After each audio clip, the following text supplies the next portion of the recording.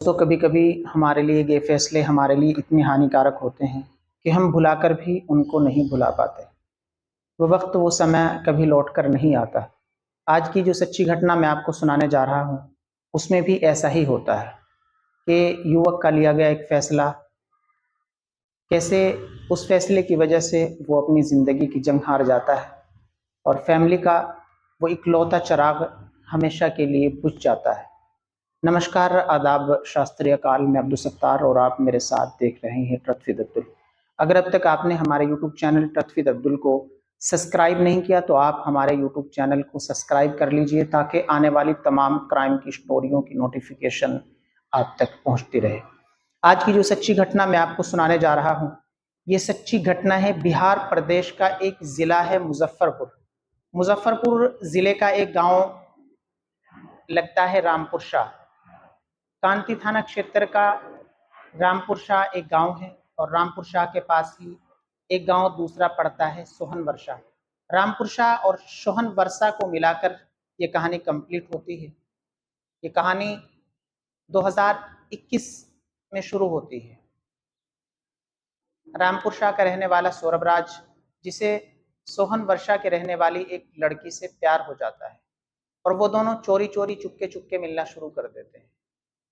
थोड़े दिन गुजरते हैं कि उनके प्यार की भनक, उनके मिलने की भनक लड़की के घर वालों को लग जाती है और एक दिन वो उनको रंगे हाथ पकड़ लेते हैं। जैसे ही सौरभ राज लड़की के भाइयों के हाथ लगता है, उसकी बहुत पिटाई करते हैं, उसको बहुत ज़्यादा मारते हैं और बहुत ज़्यादा उसको टॉर्चर किया जाता है और उसको बंधक बनाकर उसके गांव रामपुर शाह फ़ोन किया जाता है। गांव से उसके पापा मनीष कुमार अपने साथ चंद लोगों को लेकर जब सोहन वर्षा पहुंचते हैं तो पंचायत बिठा दी जाती है और पंचायत में फरमान सुनाया जाता है कि सोहन वर्षा में कभी भी सौरभ राज अब आपको नजर नहीं आएगा। मनीष कुमार इस बात के लिए हामी भर देते हैं और वो सौरभ राज को काम के लिए उड़ीसा भेज देते हैं। वक्त गुजरता है, सौरभ राज वहाँ काम करता है और जो कमाई उसके पास होती है वो अकाउंट के ज़रिए से अपने घर का पालन पोषण करने के लिए कुछ पैसे अपने घर भेज दिया करता था, कुछ अपने पास जमा करता रहता था और फैमिली को जैसे लगता था कि शायद अब सौरभ राज उस लड़की को भुला ही चुका है। करीब 1 साल गुजरने के बाद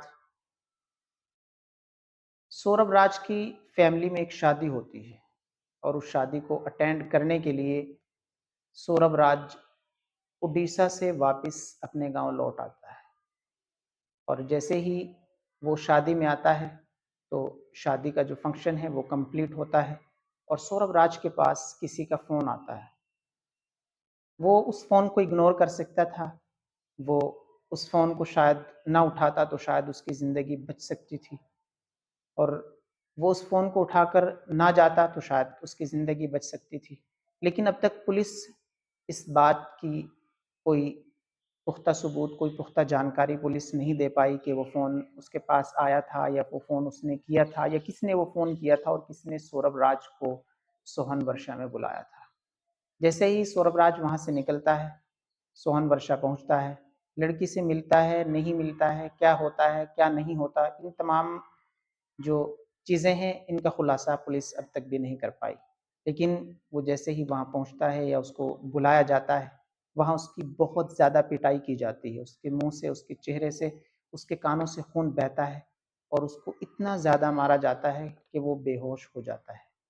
और इस बेहोशी की हालत में सोहन वर्षा के ही लड़की के घरवाले उसको हॉस्पिटल ले जाते हैं और लड़के के घरवाले सौरभ राज के घर जब ये खबर पहुंचती है कि सौरभ राज को सोहन वर्षा में पकड़ लिया गया, उसकी बहुत ज़्यादा पिटाई की गई और वो हॉस्पिटल में है, तो जब तक उसकी फैमिली के लोग हॉस्पिटल जाते हैं तो लड़की वाले उसको हॉस्पिटल छोड़कर वहाँ से फरार हो जाते हैं।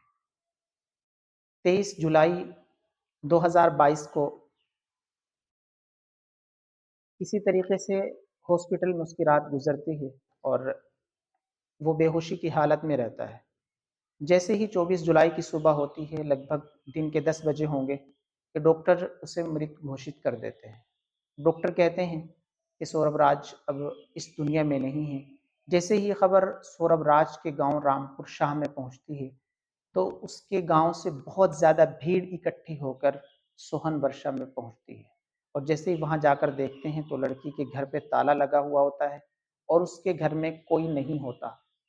और पूरे इलाके को पुलिस छावनी में तब्दील कर देती है माहौल ख़राब होने से बचाने के लिए। और उसकी फैमिली के लोग लगातार इस बात के लिए प्रदर्शन करते हैं कि जिन्होंने हमारे इकलौते बेटे को कत्ल किया है, हमारे बेटे की जान ली है, उनको फ़ौरन गिरफ्तार किया जाए और उनको सलाखों के पीछे पहुंचाया जाए। चुनांचे लड़की के 2 भाइयों और उसके चचा समेत 5 आदमियों को पुलिस हिरासत में लेती है और आश्वासन दिलाती है कि जल्द ही कार्रवाई करके सबको सलाखों के पीछे पहुंचाया जाएगा। इन तमाम बातों में सबसे अहम बात आखिर में ये है कि सौरभ राज को लड़की के घर के सामने उसकी चिता बनाई जाती है और वहाँ लड़की के दरवाजे के सामने उसका अंतिम संस्कार किया जाता है पुलिस की मौजूदगी में। सौरभ राज अब इस दुनिया में नहीं है और उसका लिया गया ये फैसला उसकी फैमिली के लिए कितना तकलीफ देह है, कितना मुसीबत देह है, इसका अंदाज़ा इस बात से लगाया जाता है कि सौरभ राज अपने घर का इकलौता बेटा था। 2 भाइयों 2 बहनों का इकलौता भाई था जो अब इस दुनिया में नहीं है। पुलिस ने इस पूरे मामले को इन्वेस्टिगेट करके 5 लोगों को सलाखों के पीछे पहुंचाया है। लड़की के घर से जिन हथियारों के साथ उस पे वार किया गया, जिन चाकुओं से उस पे वार किया गया, उसके चेहरे को नोचा गया, वो तमाम चीज़ें बरामद कर ली गई और एफएसएल की टीम ने वहाँ मुआयना करके जो चीज़ें उनको वहाँ से बरामद हुई, जो चीज़ें उनको मिली, उनके आधार पे पुलिस ने इस मामले को इन्वेस्टिगेट किया। तो अब सौरभ राज इस दुनिया में नहीं है। उसकी माँ, उसके पापा, उसकी फैमिली के जो लोग हैं, वो लगातार उन लोगों को फांसी की सज़ा दिलाने के लिए अड़े हुए हैं।